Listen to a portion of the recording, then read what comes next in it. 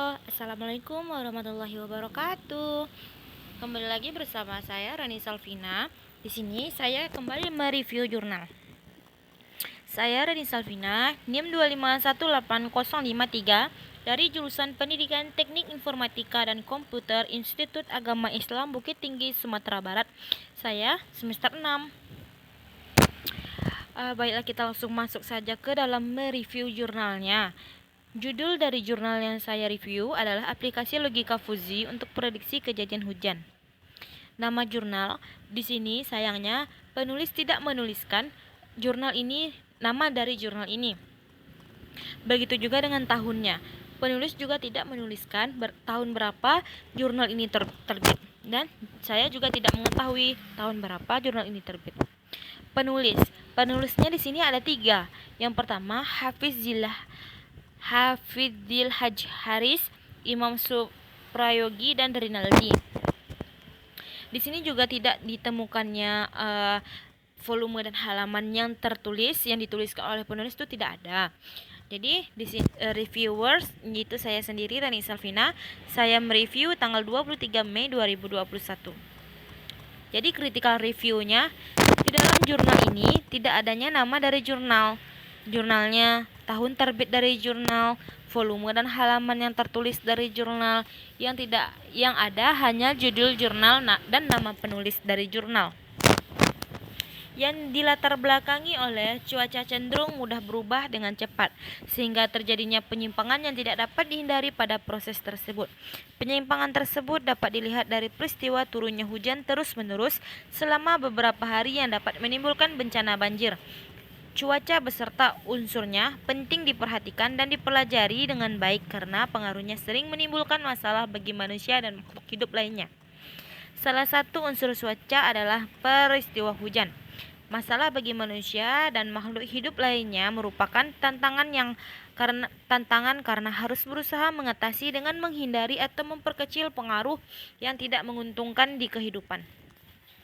Kondisi eksistensi pada DAS bagian hulu terjadi perubahan, kejadian hujan tidak pasti, musim hujan maupun kemarau, sehingga berdampak pada pengelolaan sumber daya air atau sumber daya atau SDA pada dasya.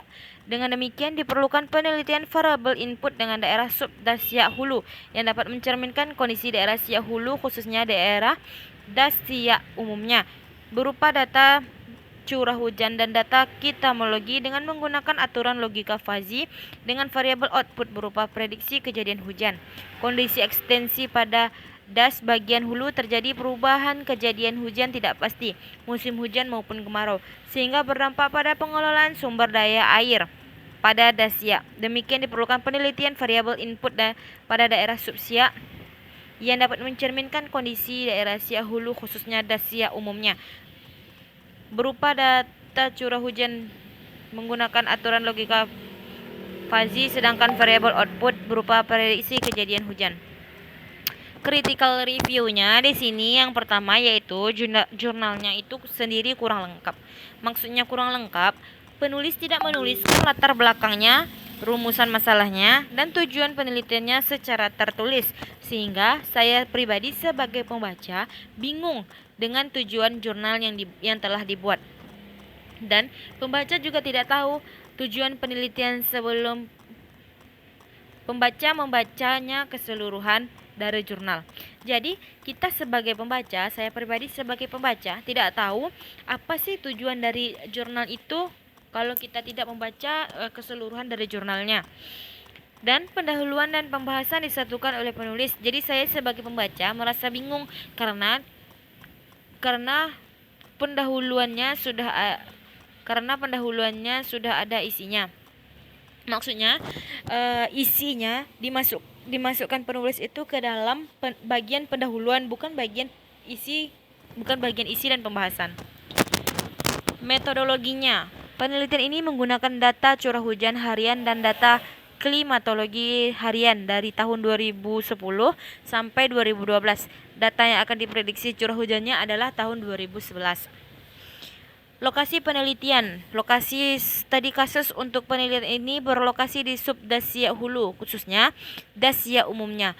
Cakupan Dasia meliputi Kabupaten Rokan Hulu, Kabupaten Kampar, Kota Pekanbaru, Kabupaten Bengkalis, dan Kabupaten Siak.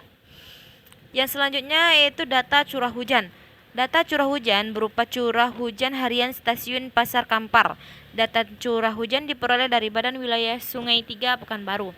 Yang terakhir yaitu data klimatologi. Data klimatologi diperoleh dari stasiun Pasar Kampar dan www.underground.com. Data klimatologi yang dibutuhkan adalah suhu udara, kelembapan relatif, kecepatan angin, tekanan udara, total lapis awan, dan lamanya penyinaran matahari. Fuzzy Interface System menggunakan software MATLAB. Langkah-langkah pengerjaan Fuzzy Interface System menggunakan bantuan software MATLAB. Yang pertama yaitu pada MATLAB prompt ketikkan fuzzy. Setelah tampilan FIS atau Fuzzy Interface System editor muncul, kemudian masukkan variabel dan masukkan variabel keluaran. Fungsi-fungsi anggota variabel masukkan dan variabel keluaran didefinisikan melalui membership function addition.